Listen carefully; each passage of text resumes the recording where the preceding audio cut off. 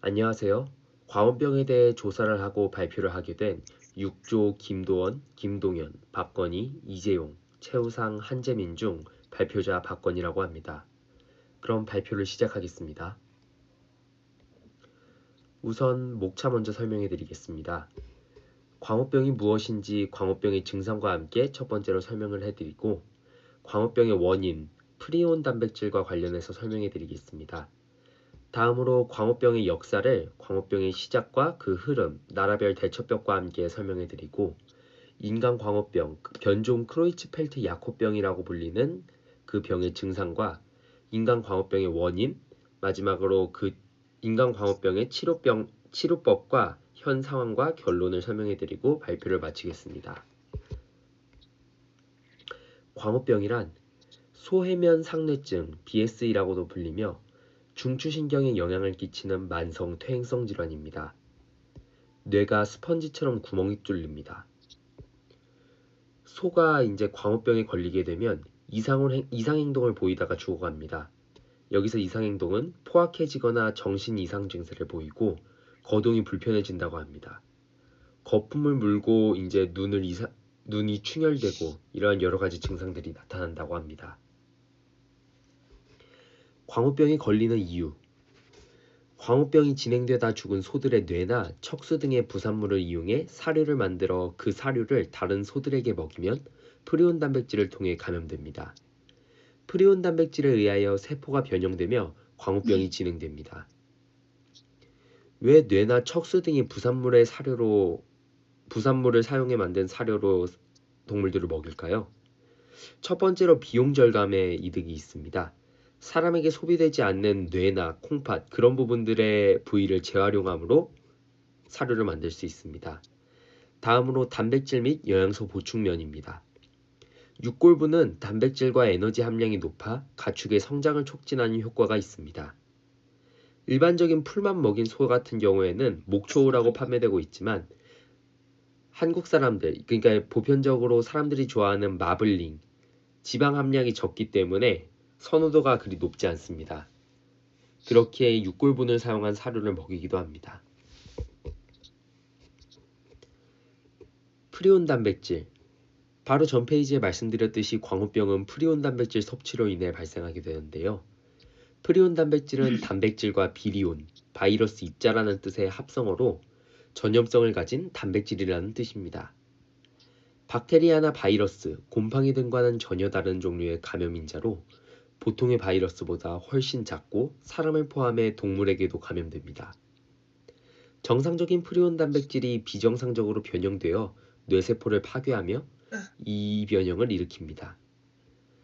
단백질은 열이나 화학 처리에 의해 쉽게 파괴되지 않아서 감염성이 유지됩니다.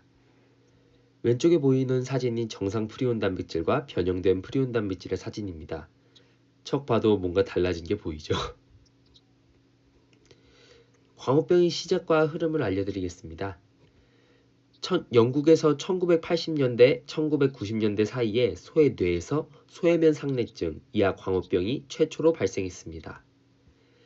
처음 영국은 소고기와의 인과관계를 부정하였으나 1999년 결국 인정하게 되었습니다.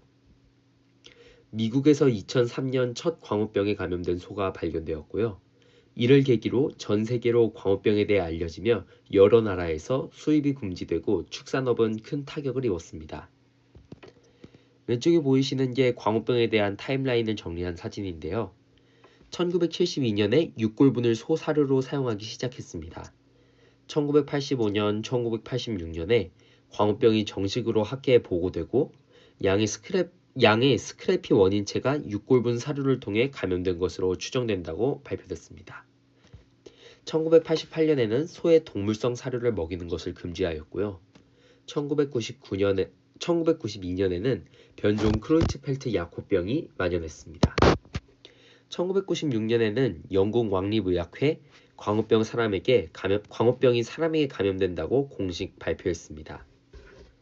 1997년에는 스탠리 프루시너 캘리포니아 주립대 교수가 변형 프리온이 광우병의 원인체라고 밝혀냈습니다. 2001년에는 미국인 첫 광우병 환자가 발생했습니다.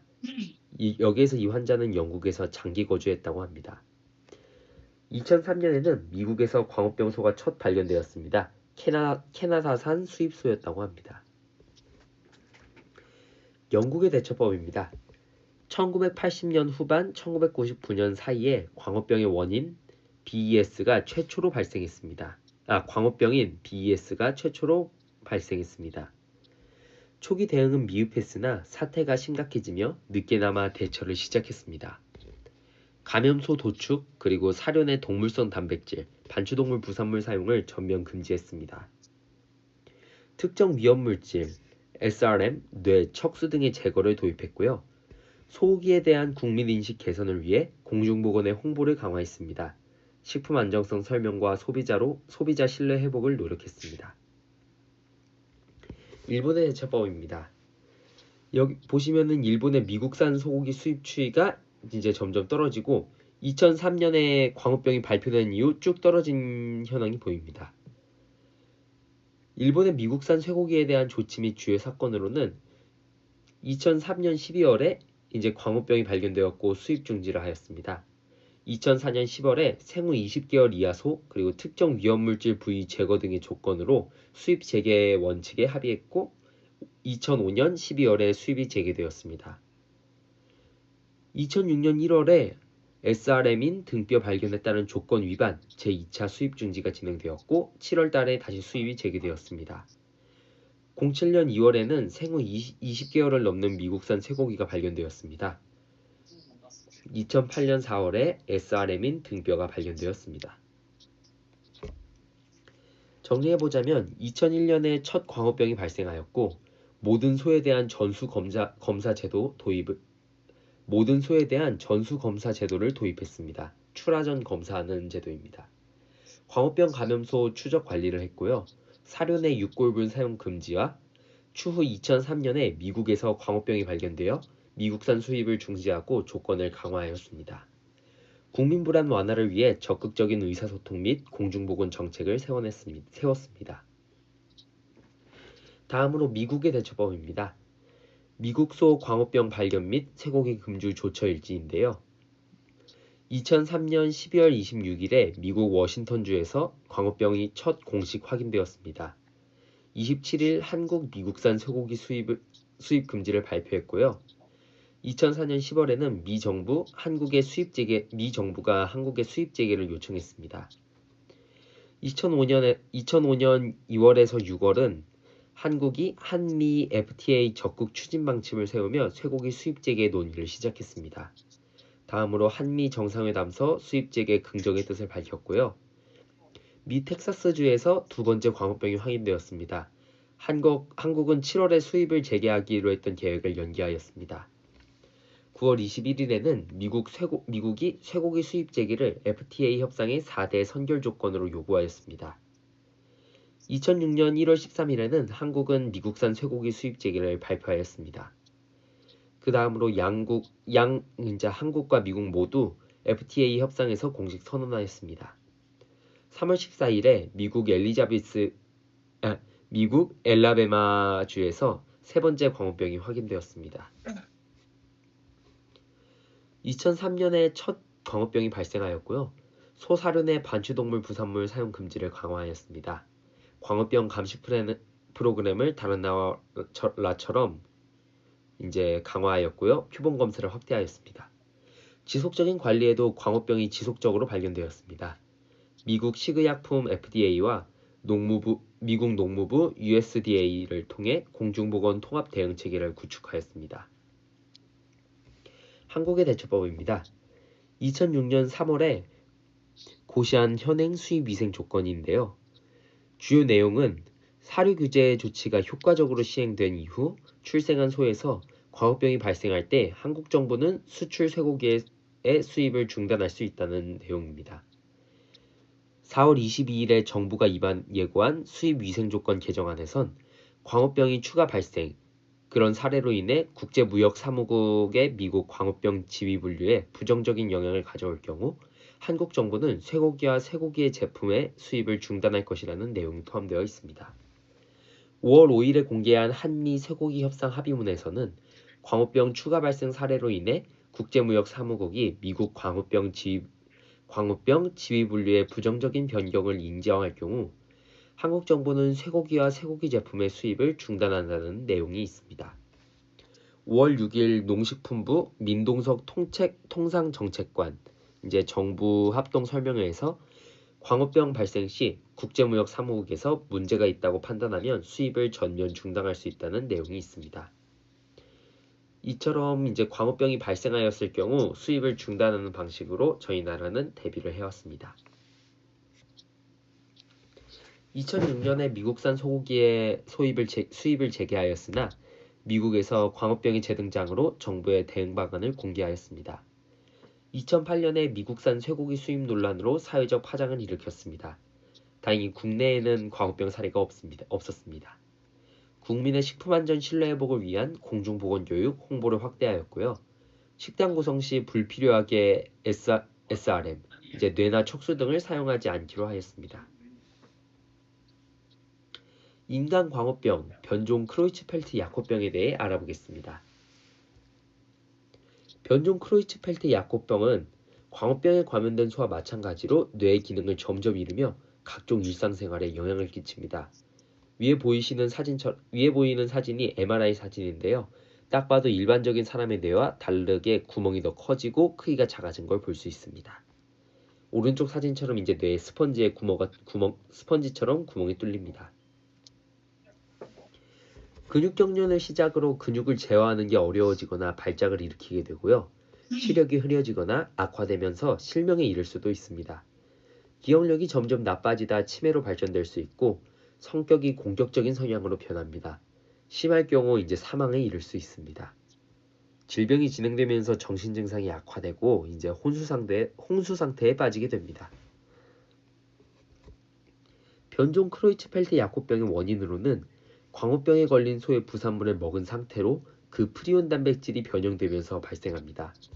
늘어난 프리온 단백질이 뇌세포를 파괴하고 프리온 단백질은 일반적인 단백질에 비해 변형되는 온도가 높기에 조리 시 온도가 낮으면 프리온 단백질이 살아남을 가능성이 존재합니다.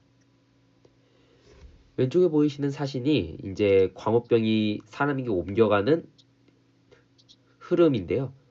스크래피향, 광우병에 걸린 소의 내장 뼈로 만든 사료 이런 게 나와 있습니다.